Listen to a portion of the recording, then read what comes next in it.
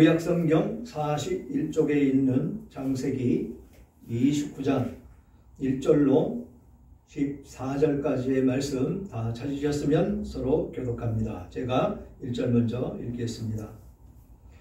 야곱이 길을 떠나 동방사람의 땅에 이르러 본즉 들에 우물이 있고 그 곁에 양새가 누워있으니 이는 목자들이 그 우물에서 양떼에게 물을 먹이니라. 큰 돌로 물아기를 덮었다가 모든 때가 모이면 그들이 우물 아기에서 돌을 옮기고 그 양떼에게 물을 먹이고는 우물 아기 그 자리에 다시 그 돌을 덮더라. 야곱이 그들에게 이르되 내 형제여 어디서 왔느냐. 그들이 이르되 하란에서 왔노라. 야곱이 그들에게 이르되 너희가 나홀의 손자 라반을 아느냐. 그들이 이르되 아노라. 야곱이 그들에게 이르되 그가 편안하냐. 이르되 평안하니라. 그의 딸 라헬이 지금 양을 몰고 오느니라. 야곱이 이르되 해가 아직 높은즉 가축 모일 때가 아니니 양에게 물을 먹이고 가서 풀을 뜯게 하라. 그들이 이르되 우리가 그리하지 못하겠노라. 때가 다 모이고 목절자리 우물 아래에서 불을 옮겨야 우리가 양에게 물을 먹이느니라.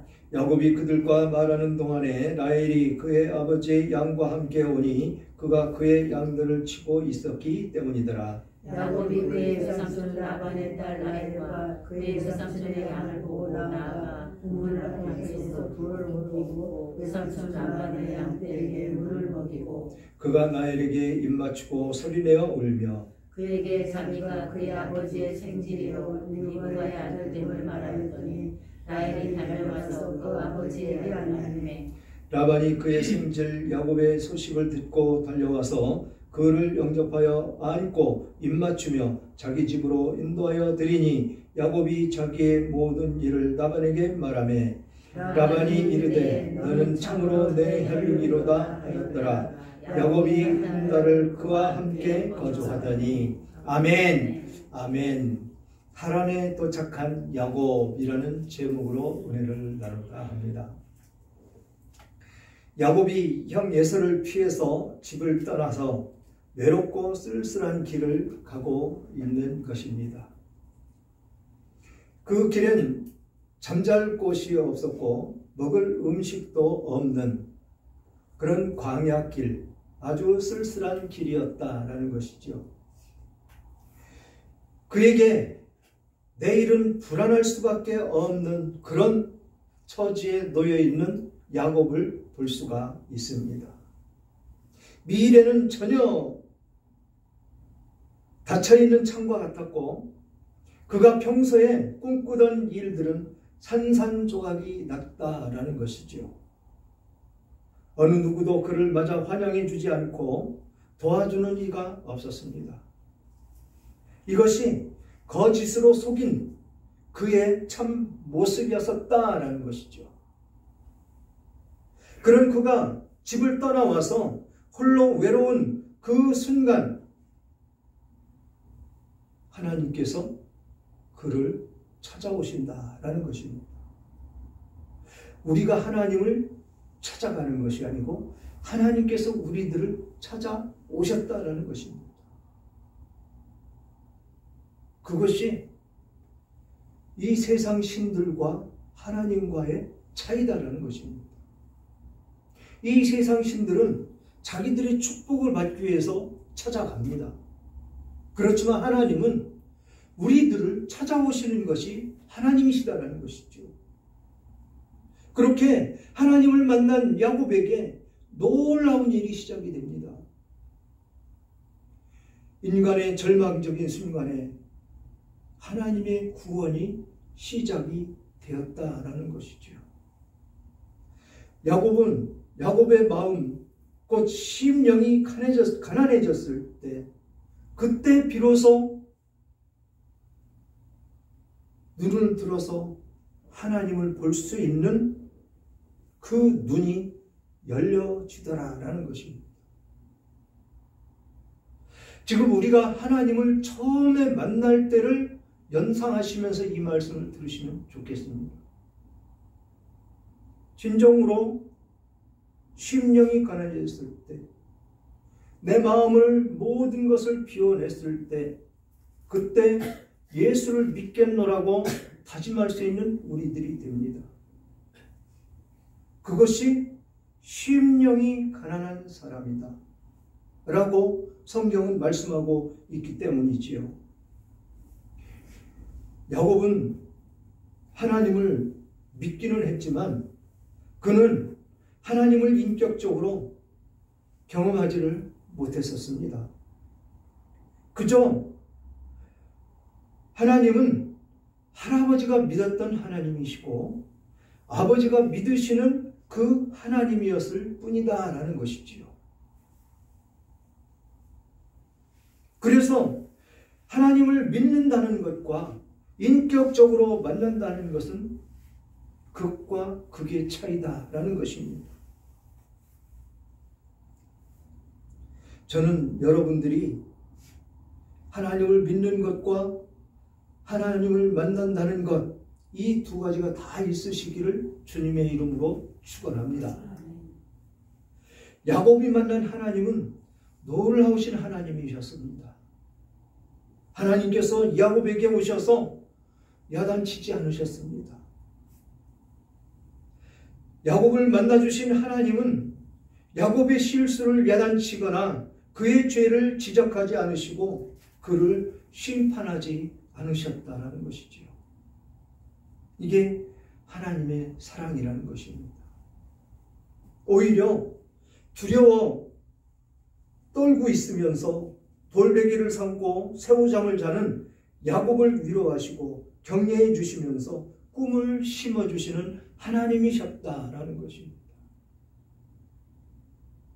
하나님께서는 만나기를 원하는 사람은 만나주신다라는 것이죠. 또 절망 중에 있는 사람, 그 사람들에게 찾아와 주신다라는 것입니다. 제가 절망 가운데 있을 때 병원에서도 치료도 안 되고 절에 다니면서 그렇게 기도해도 치료가 안 될 때 이 마음속에 이제 절을 그만 다니고 교회를 가고 싶다라는 생각이 드는 그 순간, 그때가 바로 하나님이 내 안에 오신 순간이었었다라는 것입니다. 그렇게 절망 가운데 빠져 있을 때, 두려워서 종교를 바꾸지고 싶지 않은 그 마음에 있을 때, 그런데도 불구하고 죽으면 죽음이지라고 마음에 다짐을 할 때 하나님은 찾아오시더라는 것입니다. 이제 종교를 바꿔서 우리 집안에 무슨 큰 해가 얼마나 더 있겠느냐, 이제 그만하고 죽어봐야 나밖에 죽는 사람이 더 있겠느냐, 이 무속의 신앙고리는 아이들한테 물려주면 안 되겠다라는 결심을 할 때, 그때 하나님은 저에게 찾아오시더라는 것입니다. 여러분들은 어땠습니까? 하나님을 만나는 그 순간순간이 어떤 모습으로 찾아오셨느냐라는 것이죠. 오늘 야곱이 죄를 범하고 거짓으로 일관하다가 형 에사에게 쫓겨서 지금 하란으로 도망가고 있는 이 과정 가운데 들판에 아무것도 없는 곳에서 돌베개 삼아 움츠리고 잠자고 있는, 이 새우잠을 자고 있는 그 야곱을 하나님께서 찾아오셔서 위로해 주셨다라고 말씀을 하십니다. 그러면서 위로함만 주신 것이 아니고 꿈을 심어 주셨다라고 말씀을 하시는 것이죠. 하나님께서는 만나기를 원하는 사람, 절망 중에 있는 사람을 찾아오신다. 그렇게 하나님을 만난 이 야곱은 발걸음이 가볍게 아주 힘차게 하란을 향해서 갈 수가 있는, 소망 중에 있는 사람이 되었다는 것이죠. 그리고 그에게는 꿈이 다시 생겼고 희망찬 새로운 인생이 다시 시작이 되었다라는 것입니다. 오늘 본문은 29장 이 본문은 야곱이 목적지에 잘 도착을 해서 외삼촌 집에 머물면서 순탄하면서도 순탄치 않은 그의 인생이 전개되는 모습을 성경을 통해서 우리는 볼 수가 있습니다. 그래서 이 말씀을 보면서 어떤 모습이 순탄했고 어떤 모습이 순탄하지 않았던 것인지 우리의 인생에 우리의 신앙을 비교하면서 은혜 나누기를 원합니다. 1절 보니까 야곱이 길을 떠나 동방 사람의 땅에 이르러 본즉 들에 우물이 있고 곁에 양 세 떼가 누워 있으니 이는 목자들이 그 우물에서 양 떼에게 물을 먹임이라. 큰 돌을 우물 아귀로 덮었다가 모든 떼가 모이면 그들이 우물 아귀에서 돌을 옮기고 그 양 떼에게 물을 먹이고 우물 아귀 그 자리에 다시 돌을 덮더라 라고 기록되어 있습니다. 물이 많이 부족한 그런 상황을 지금 이야기하고 있습니다. 우물을 파 놓았는데 물이 풍족하지 않기 때문에 항상 퍼서 사용할 수 있도록 해 놓은 것이 아니고 양떼들이 많이 모일 때 한 번 문을 열어서 우물 뚜껑을 열어서 물을 퍼서 양떼들에게 먹일 수 있게 했더라라는 것입니다. 즉 물을 낭비하지 않고 아껴서 사용하는 그 모습 가운데 있는데 이 모습에서 보면 평화가 이루어지는 그 모습을 볼 수가 있다는 것이죠. 욕심 부리고 서로가 내 양떼를 먹이려고 뺏고 빼앗는 것이 아니고 평화롭게 이루어져서 서로가 서로의 양떼를 함께 모아서 먹일 수 있는 아주 평화로운 그 모습이 나타나는 곳이 바로 이곳이었었더라라는 것이죠. 우리가 앞에서 살펴본 말씀을 보면 이삭이 어땠습니까? 짐승과 같이 살으려고 우물을 파면 아비멜렉 부하들이 와서 다 뺏어갔죠. 뺏고 빼앗는 그런 상황 가운데 놓여있는 모습이 있었더라라는 것이죠. 그런데 그와는 정반대로 이곳은 평화가 이루어지는 그런 곳이었었다라는 것입니다. 서로가 서로에게 합력해서 네 양떼 내 양떼 따지지 않고 다 같이 모여서 물을 퍼서 서로의 양떼에게 먹일 수 있는 이런 화합의 장을 볼 수가 있다는 것입니다. 이런 교회가 세워져야 되지 않겠습니까? 또 이런 나라가 축복받는 나라가 되지 않겠습니까? 서로 화합하는 나라, 물고 뜯고 핥히는 것이 아니고 서로 화합하며 존경하며 위로해주며 사랑으로 안을 수 있는 이런 나라, 이런 교회, 이것이 바로 하나님의 나라이고 하나님의 교회다라는 것이지요. 그러면서 야곱이 그들에게 이르되 내 형제 어디서 왔느냐? 그들이 이르되 화란에서 왔노라. 얼마나 기뻤을까요? 야곱이 이 얘기를 듣고 자기가 가고자 하는 그곳에서 온 사람들이다 라고 들었을 때 너무도 기뻤을 것입니다. 그래서 야곱이 그들에게 이르되 너희가 나홀의 손자 라반을 아느냐? 그들이 이르되 아노라. 야곱이 그들에게 이르되 그가 평안하냐? 이르되 평안하니라. 그의 딸 라헬이 지금 양을 몰고 오느니라.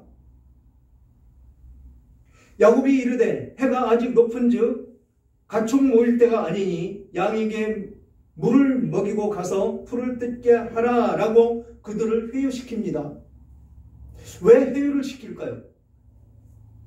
라헬이 오고 있습니다. 지금 라반의 딸 라헬이 오고 있는데 그를 만나보지도 못했고 처음 만나는 것이죠. 그래서 이 사람들이 떠나가면 조용히 만나지 않을까라는 그런 생각으로 그 사람들을 회유하고 있는 것입니다. 그러니까 그들이 이르되 우리가 그리하지 못하겠노라. 때가 다 모이고 목자들이 우리 우물 아귀에서 돌을 옮겨야 우리가 양에게 물을 먹이느니라. 다 모여야 물을 먹고 그동안 자기들은 그냥 쉬고 있겠다라는 것입니다. 불을 뜯기고 물을 먹이기 위해서 물러왔는데 다른 사람들이 오기 전에 우리들은 쉬겠다라는 것이죠. 그렇게 한꺼번에 우물을 열어서 한꺼번에 먹어야지 지금 먹이고 가고 또 열어서 또 먹이고 그런 것이 아니다라는 것이죠. 그래서 야곱이 그들과 말하는 동안에 라헬이 그의 아버지의 양과 함께 오니 그가 그의 양들을 치고 있었기 때문이더라. 만남이 축복이 이루어지는 아주 극적인 상황이 일어나고 있습니다.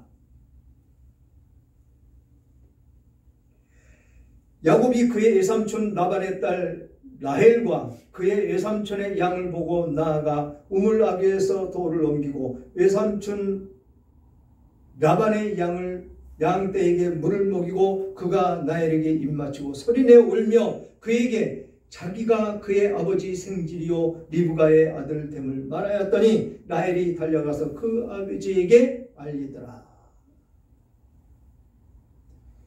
기쁨의 재해가 시작이 되었습니다. 애갓집은 처음 가는 야곱이지요. 거기에 지금 라헬에게 반했다고 이 뒷구절에는 이제 나오는데 이 라헬이 참 예쁘기는 한 모양입니다. 옛날이나 지금이나 예쁜 사람을 좋아하는 것이 남자들인 것 같습니다. 그러나 하나님께서는 모두가 아름답고 예쁜 내 자녀라고 하지요. 우리 자녀들은 어떻습니까? 다른 사람보다 못났어도 다른 사람들에게 뒤진다 할지라도 그 내 자녀는 세상에서 제일인 것이 내 자녀들이라는 것이죠. 하나님 마음과 부모의 마음은 똑같이 일치하더라라는 것입니다. 그리고 기쁨으로 지금 야곱이 그 외삼촌 딸이 데리고 온 그 양떼에게 물을 먹이고 라헬에게 입 맞추고 소리내어 울었다라고 이야기를 합니다. 얼마나 기뻤으면 생각 한번 해보십시오. 그 광야길, 짐승과 그 험난한 길, 생명의 위협이 있는 그 길을 홀로 걸어오면서 얼마나 외롭고 쓸쓸하고 무서웠겠습니까? 근데 드디어 가고자 하는 그곳 중간에서 지금 그 가족을 만났다라는 것이죠. 안도에 숨을 쉴 수가 있는 것이고 기뻤을 것이고 얼마나 감사했겠습니까? 그렇게 만나서 입 맞추고 울면서 있을 때 자기가 아버지의 생질, 그의 아버지의 생질, 리브가의 아들, 내가 야곱이다라고 이 라헬에게 이야기하니까 라헬은 또 기뻐서 그 양떼를 그냥 그곳에 놔두고 아버지에 달려갔다. 달려가서 아버지에게 알렸다라고 이야기를 합니다. 그러면서 13절에 라반이 그의 생질 야곱의 소식을 듣고 달려와서 그를 영접하여 안고 입맞추며 자기 집으로 인도하여 드리니 야곱이 자기의 모든 일을 라반에게 말하매 집에서 기다린 것이 아니고 외삼촌이 달려왔습니다. 얼마나 기뻤겠습니까? 젊은 나이에 누이가 떠나갔는데 그 뒤로 지금 이 시대는 편지도 오갈 수도 없는 그런 시대고 소식을 전할 수 있는 길도 없고 오가는 길도 너무 멀어서 갈 수도 없는 그런 입장에서 지금 그 누이의 아들이 생질이 지금 왔다고 하는데 얼마나 기뻤겠습니까? 지금 이때 이 모습만 보면 이 라반이 참 착하고 그런 사람으로 비춰집니다. 가족을 환송해 줄 수 있는, 환영해 줄 수 있는 그런 사람. 우리가 식사를 하면서 자녀들의 이야기를 했습니다. 못된 자녀들, 부모를 버리는 자녀들, 친척이 누구인지도 모르며 살아가고 있는 자녀들. 그런데 지금 생질이 왔다고 먼 길을 지금 달려와서 영접해 주었다라고 이야기를 합니다. 이것만 보면 라반은 참 착한 사람으로 볼 수가 있다라는 것이죠. 그런데 그는 돌변하는 모습이 나타나고 있지요. 아주 야비한 사람으로 드러납니다. 거짓말장이로 드러납니다. 그러면서 14절에 라반이 이르되 너는 참으로 내 혈육이로다 하였더니 야곱이 한 달을 그와 함께 거주했다라고 이야기를 합니다. 라반이 한 달 동안 아무 일도 안 시키고 그냥 편안히 쉬도록 내버려 두었다라는 뜻으로 한 달을 그와 함께 거주하였더니 라고 말씀을 하고 있습니다. 사랑하는 여러분, 야곱이 사랑하는 사람들이 있는 집을 떠나서 외롭고 쓸쓸한 길을 향하여 가는 모습을 우리는 보았습니다. 그러나 그 길은 혼자가 아닌 하나님과 함께 하시는 길이었음을 우리는 또 보았습니다. 그러므로 그는 무사히 외삼촌 집에 도착을 했고 제2의 인생이 시작되는 시점이다라는 것입니다. 제2의 인생. 그동안 엄마 품에 안겨서 품속에서 엄마가 시키는 일만 그렇게 했던 그가 이제는 엄마를 떠나서 힘들고 어려운 길을 자기 스스로 개척해야 되는 그런 일을 시작을 했다라는 것입니다. 그 길이 험하고 고달픈 길이라고 할지라도 그것을 진정 하나님의 은혜로 받아들인다면 힘들고 어렵지 않고 하나님은 그와 함께 하실 것입니다. 이런 길이 사람들이 볼 때는 험난한 길로 보일 수밖에 없다라는 것이지요. 자기 집에 있으면 부자 아닙니까? 그런데 그것을 떠나와야 됐고 그 인생을 개척하며 가야 되는 그 길 위에 서 있다라는 것이지요. 그것을 세상 사람들이 보면 어떤 모습일까요? 쟤가 왜 저래? 라고 하지 않을 수가 없는 그런 상황인 것입니다. 지금 우리의 인생길이 바로 그렇다라는 것이죠. 야곱을 바라보면서 나의 인생길은 과연 어떤 모습일 것인가를 우리는 비춰봐야 된다라는 것이죠. 그러므로 우리의 인생길은 야곱과 같이 하나님께서 함께 하시는 길임을 알아야 된다라는 것입니다. 하나님은 언제나 우리와 함께 하시고 동행해 주십니다.